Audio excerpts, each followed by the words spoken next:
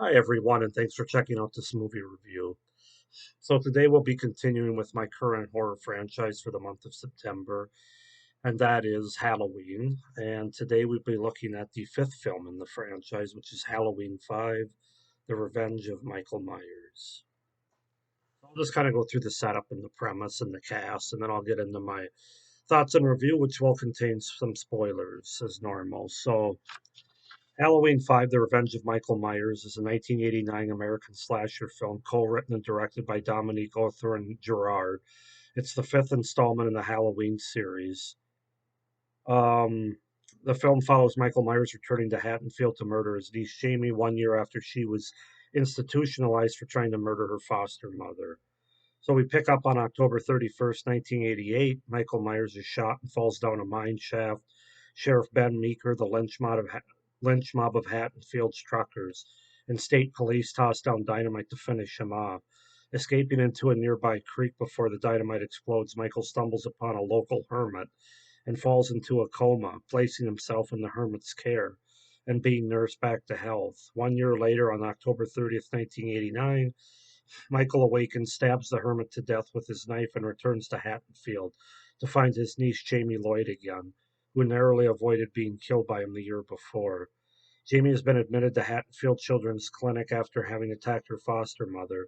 Jamie has been rendered mute due to psychological trauma, suffering from nightmares and seizures, and she exhibits signs of telepathic link with her uncle. Dr. Sam Loomis becomes aware of Jamie's psychic link with Michael and tries to convince Meeker that Michael is still alive. Meanwhile, Michael stabs Jamie's foster sister Rachel to death and begins stalking her friend Tina. Michael kills Tina's boyfriend Mike, then poses as him by wearing a mask that Tina had given to Mike earlier. So that's basically how we get to how the movie introduces us or starts off, I guess I should say. The cast in this movie, we have Donald Pleasance, Dr. Sam Loomis, Danielle Harris as Jamie Lloyd, Ellie Cornell as Rachel Carruthers, Bew Starr as Sheriff Ben Meeker, Wendy Kaplan as Tina Williams, Tamara Glenn as Samantha Thomas, and Don Shanks as Michael Myers and the Man in Black. So yeah, that's the gist of it. The premise of Halloween 5, The Revenge of Michael Myers. um, This is not regarded as one of the better films in the series, and for good reason, as you'll find out here in the next few minutes. So I'll go ahead and start with my pros. There aren't many. Um, I like the opening credits once again with the pumpkin carving sounds and the images of the pumpkin being carved. I think that's pretty cool, actually, kind of original. Danielle Harris, I think, is the only one in this movie that really does a great job, especially given what she has to work with. I mean, her character is kind of annoying for 2/3 of the movie being a mute, but that's not her fault. I thought she really did a good job of playing a mute character, and then when she starts talking again towards the end, she just did a great job of exhibiting emotion in this movie when she needed to. And yeah, definitely one of the better actresses or actors for that matter that I've seen in movies. The final act in Michael's house with Jamie in the laundry chute, that scene's pretty intense, pretty suspenseful. I actually like that scene.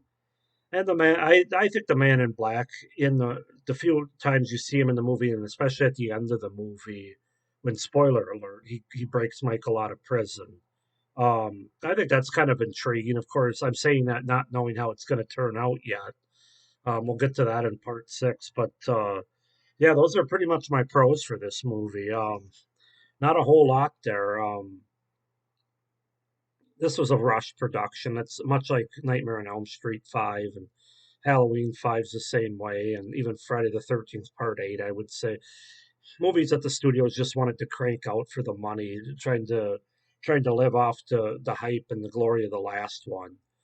Nightmare on Elm Street 4, Halloween 4, they did really well and were critically well reviewed, made money. I think Friday the 13th leading up to 8 did too.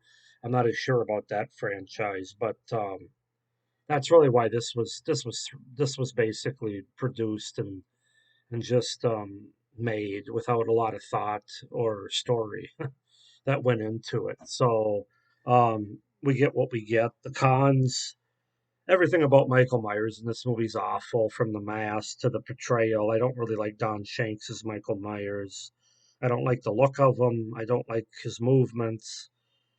Everything was subpar for Michael Myers, and I mean the mask. I thought it was impossible for a mask to get worse than the one we saw in part four, but somehow they did it. Because now we got a mask that's not like sticking out, like it's not tucked in, and it's like I don't think it shows it on. Well, yeah, it does kind of show it here. You can see that it basically just sticking out there over his neck. It's just awful. I can't believe that they have so much trouble reproducing the masks for each of these movies. It's really this is the only Halloween movie that I really don't like Donald Pleasance in. The only movie, period, actually, of the ones I've seen him in that I don't like him. He's just so over the top in this movie, and it's not Donald Pleasance's fault, but his character was written that way, and he's creepy, he's grabby, he's like getting right in everybody's face, especially Jamie's. Just a very creepy relationship with this little girl in the movie, and he's really lost his marbles. It seems like in this movie, he's just about ready to do anything, maybe start killing people himself the way he acts. So, um, this movie by far has the worst characters of the first five Halloween movies.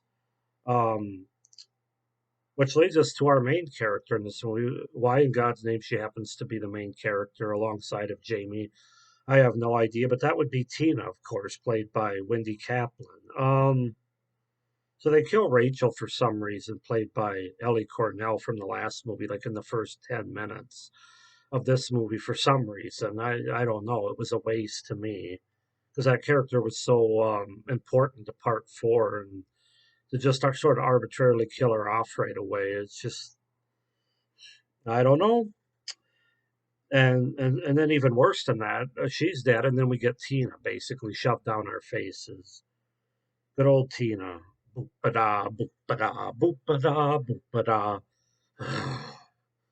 Yeah, I have no love for that character.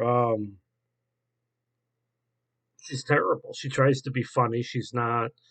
Her mood seemed to change by the not only by the scenes but in each scene. I mean, it's just I've never wanted a character to die faster. I mean, you actually root for Michael to kill her faster than he does.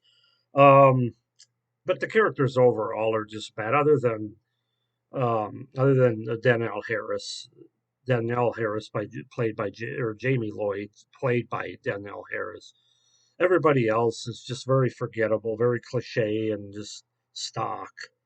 The fact that it completely ignores the ending, which I really like, to part four, and just goes with the cliche, Michael's back and he's killing people again ending, is just, again, just a rush production, poorly written, poorly directed, poorly executed.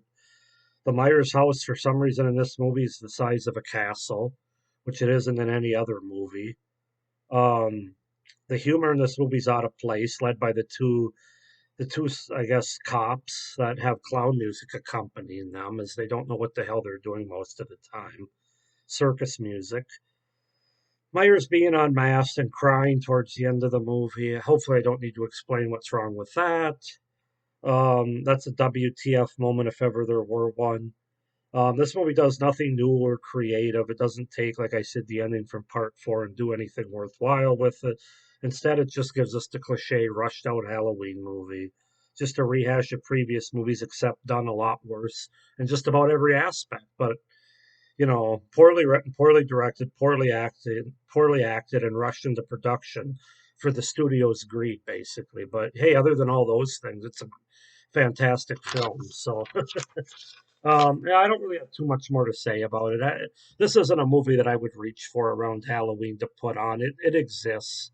It's there. Whether it's the worst in the franchise, you'll have to wait and see. We still have six more movies after this one to go through. Some of them I haven't seen yet, so I can't say for sure. But I'm going to give this movie a 6 out of 10, and I had to do some convincing of myself to give it a 6, honestly. 6 out of 10 is my rating for this movie. Definitely the worst so far. Go ahead and comment down below. Tell me what you guys think of this movie. Am I way off base? Do you actually like this movie? If so, tell me what you like.